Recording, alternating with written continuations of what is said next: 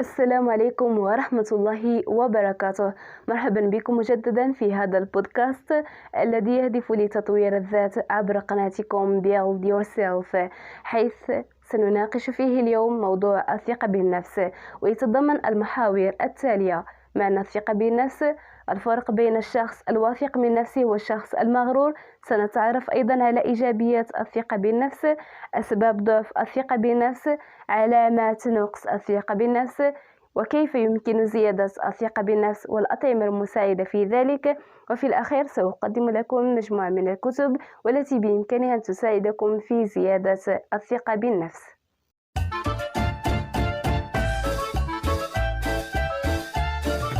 يمكن القول بأن الثقة بالنفس هي الإيمان الصادق للشخص بقدراته وأهدافه وكذا قراراته، أي قدرة الشخص على الاعتماد على ذاته والتعلم من أخطائه مع الاستفادة من تجاربه السابقة وتوظيفها. فهي مهمة جدا لكل شخص، إذ بدونها يفقد الإنسان احترامه لذاته ويصبح عرضة للانتقاد وللاستغلال من طرف كل من حوله، وبالتالي يعيش حياة بائسة. وعكس ذلك، فالشخص المتمتع بالثقة في نفسه تجده محط احترام الجميع، وتكون نظرته للحياة متفائلة.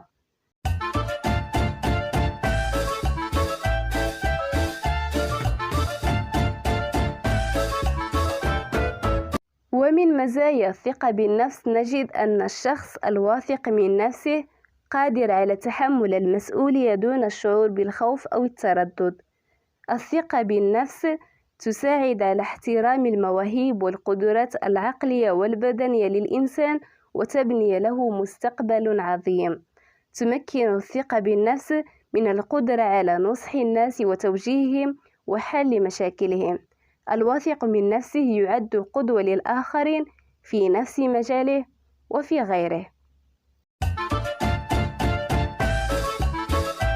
وتتعدد أسباب ضعف الثقة بالنفس، ومن أبرزها الانتقاد الموجه للطفل وهو صغير، مقارنة النفس بالآخرين، الشعور بالذنب واحتقار الذات، الإصابة بالوسواس وتحطيم الذات، عدم النوم بكفاية، الاعتذار المتكرر، عدم الاهتمام بالملابس، قول نعم دائما، المبالغة بالمديح، فهي مع الوقت تجعلك فعلا تشعر بأن الآخرين أفضل منك.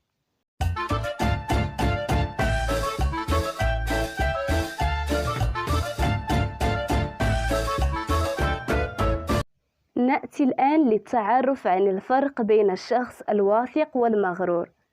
الواثق تجده دائما متواضع، لا يتردد في طلب المساعدة، لا يستسلم ولا يخاف من خوض المغامرة، في حين أن الشخص المغرور تجده متكبر، لا يعترف بأخطائه، لا يتعاطف مع الآخرين، ويعتقد دائما أنه على حق. كانت هذه مقارنة بسيطة بين الثقة والغرور، فللأسف الكثير من الناس عند رؤيتهم لشخص واثق من نفسه يقولون عنه أنه مغرور.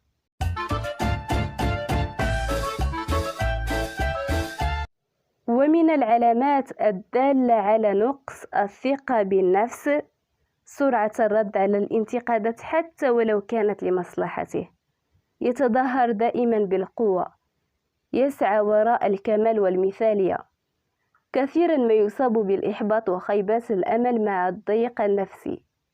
حركات جسده تكشف ضعف ثقته بنفسه، حيث يبقى مكتوف الأيدي متجنب النظر في عين المتحدث ويتلعثم في حديثه.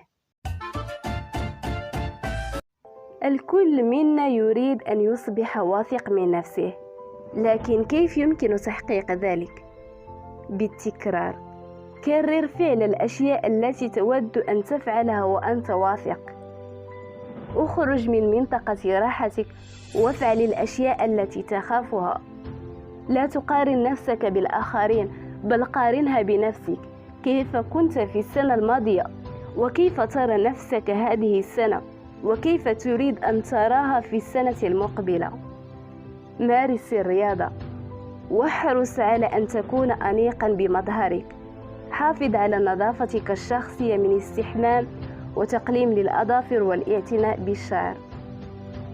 استعد جيدا لكل مقابلة مقبل على اجتيازها. فكر بما ستقوله حتى لا تندم عليه في الأخير، واحتفظ بأسرارك ومشاكلك لنفسك ولا تجعلها سلاح لأعدائك يهددونك بها. لا تشارك كل تفاصيل حياتك. ضع أهدافا عالية واسع نحو تحقيقها، ولا تقزم أبدا من أهدافك. ثق بنفسك فأنت تستحق الأفضل. لا تستسلم للفشل فهو نصف طريق النجاح. اعرف من أنت وماذا تريد أن تحققه في هذه الحياة. تخلص من التصويف والمماطلة أو التأجيل. تذكر دائما لا تضع عمل اليوم للغد فإن للغد عمله. اكتب الأشياء الجيدة التي فعلتها واجعل نفسك فخورا بها. توقف عن القلق تجاه آراء الآخرين، فآراؤهم تبقى وجهة نظرهم ولا تمثل الحقيقة عنك. احمد الله كثيرا في كل الأحوال على النعم التي وهبك إياها من نعمة العقل والبصر وغيرها. افخر بنفسك واعطها قيمة، فلا تنتظر من الناس أن يعطونك قيمة لذاتك وأنت بنفسك لم تقدرها. حافظ على التواصل بالعين ولا تغير طريقة جلوسك كثيرا. تحدث ببطء ووضوح. تعود على الصمت في الوقت الذي يكون فيه الكل صامتا حتى لا تظهر عدم ارتياحك. قف مستقيما مع إرجاع كتفيك للوراء قليلا. كن مستمعا جيدا ولا تقاطع أحد وهو يتحدث. اترك يديك ظاهرين ولا تخبئهم. لا تجعل الخوف يسيطر عليك.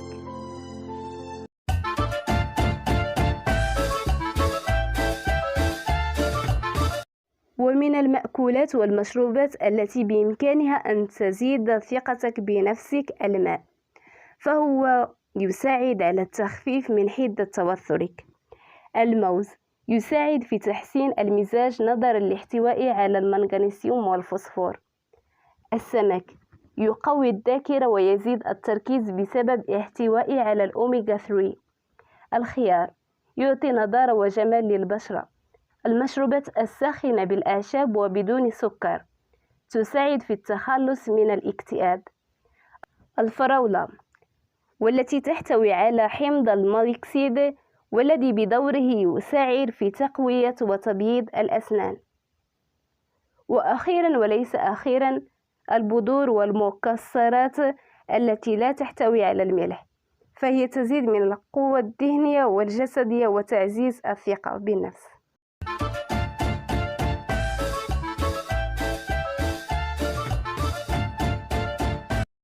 وفي النهاية إليكم بعض الكتب التي ستساعدكم في بناء الثقة بالنفس.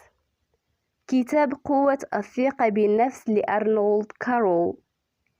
كتاب الأسرار الكاملة للثقة التامة بالنفس لروبرت أنتوني. كتاب الثقة والاعتزاز بالنفس لإبراهيم لفقي. كتاب الثقة الفورية لبول ماكينا. كتاب تخلص من ولكن لجون ستيفنسون. كتاب درب نفسك على الثقة بالنفس لكريستي جينمان.